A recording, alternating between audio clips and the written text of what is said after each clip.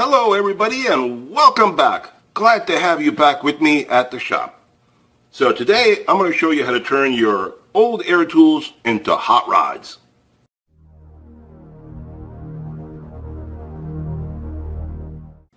Alright, so the subject for today is air tools and how to make the most out of them.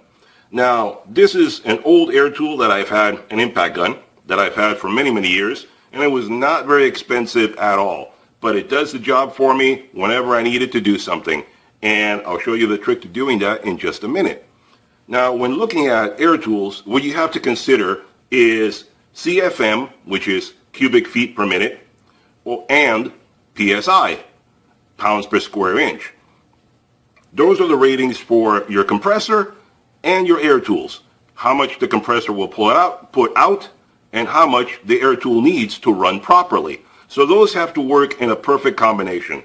Obviously, the more pressure the compressor puts out, or the more PSI and the more CFM it puts out, the better your tools are going to run. But if you don't have the budget to spend a ton of money on a really expensive compressor that's going to put out a lot of air, and you don't have the money to spend on tools that are going to take a lot of air and do a lot with it, how do you find the middle ground? Well, a lot of us home shop people, home gamers, we have to make the most out of what we have on a small budget. So I've learned a way to do that. This is an El Cheapo impact gun, as I call it. And it didn't cost me a lot, but it generally has fulfilled every function I've needed it to do over the years. And the reason I found to do that is making the most out of what the compressor is putting out. Now, PSI, like we said, is pounds per square inch. Most compressors are limited by that because of the tank and how much pressure it can hold. The compressor that I have puts out 125 PSI. That's fine. That's generally what most people are going to want to use, something around there when you're using tools like this that need a lot of air. An impact gun will take quite a bit of air. Most tools that are turning something will need a lot of air, or like a gun that just shoots out air. That will take a lot of air as well because you're just blowing out the air. Some tools like an air nailer and so forth will not require a lot of air because it's just 1, 2, 3 nails and that's it. It recharges. No problem at all.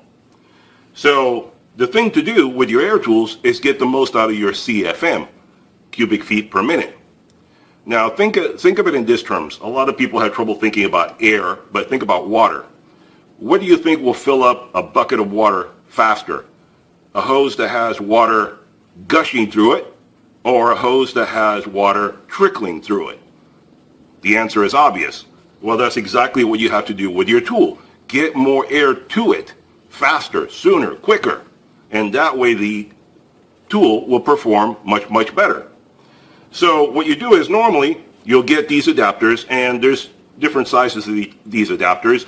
You can go bigger if you want. That costs more money. The bigger you go, obviously everything works together. The bigger the end adapter, the bigger this adapter, the bigger the hose, the bigger the fittings, the bigger the connection, the bigger everything. So if you're willing to invest that from the beginning and you want to go big, go right ahead. That'll get you more airflow and you'll get this done no problem at all. But it's going to cost you more. If you're like me and you already have a lot of things that you've kind of like pieced together over the years, this is the standard size you're going to get at the hardware store. Home Depot, Lowe's, Harbor Freight, wherever you go. So how do you make the most out of this standard size, which I think is 1/4 MPT. But yeah, it's 1/4 MPT, that's right. So how do you make the most out of this? Well, if you look at this, this has a standard size that they're all cut to. They have a standard definition. And these are hollow. There's nothing inside them, okay? So it's a very simple device. It's just a piece of brass. So the trick is get the most air going through it. Look at these two. This one over here is the one that I just made a modification to. This is the standard one, the way it comes from the factory. Look at the opening. By taking a file and just cutting it out, hollowing it out, boring it out a bit with a simple file, I just doubled the CFM going through this, doubled the amount of air going through this. This means that your tool will perform that much better by having more air going to it from the compressor. As you can see, if I put it closer, you'll see it did not alter it significantly at all, but it gives you more airflow. I didn't weaken it. You can go bigger if you want. You can see there's still more wall to the end of it there. You can go out bigger, as big as you want to go. I would suggest not going too wide on that, because you don't want to weaken it and have a break on you.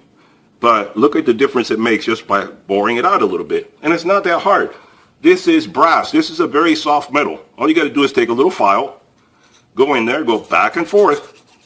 It might take you a few minutes, and you just bore it out. Very, very simple device. Very simple trick, I should say, not device. Very simple trick. Easy to do. You can do it to this end as well. These devices, connectors, I should say, these connectors open up. You can't do it through it like here, because you won't be able to get this in there. You won't be able to get it in there. These are meant to hold air until you pop the other one in here.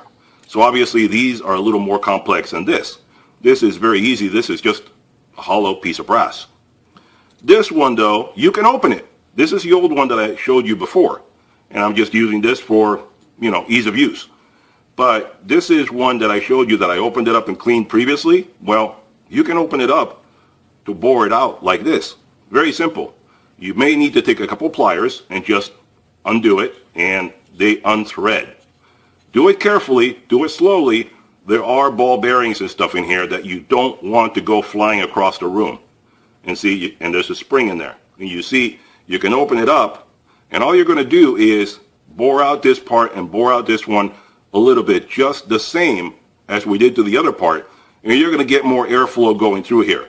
Now this one, you have to be more cautious. Don't go bananas and crazy and open it up like crazy. No. If you open up this one too much, you're going to get air leaks. So this one, you have to be much more careful. Do not go beyond the limitations of having the air shut off properly. You can open it up a little bit. This one, you can go as crazy as you want, no problem. The only problem is if you make it too thin, one of these days it'll snap, it'll crack, because brass is soft. It can crack here at the end as you're putting it in and out, in and out. This one will leak if you go too far. So go careful. You can always take away more, but you can't add it later. And I mean, if you make a mistake, it's no big deal. These are really cheap. So this is a really easy way to get more airflow from your compressor to your power tools. Just bore this out and you're going to get more air. And the other side, you don't need to do anything to it because it's already bigger. You can see it tapers from small to big, big to small. So that's how to turn your air tools into hot rods. Get the most out of your air tool by getting more air to them. Help your tool work better, and it'll work better for you. It'll do the job you want it to do without spending a bundle.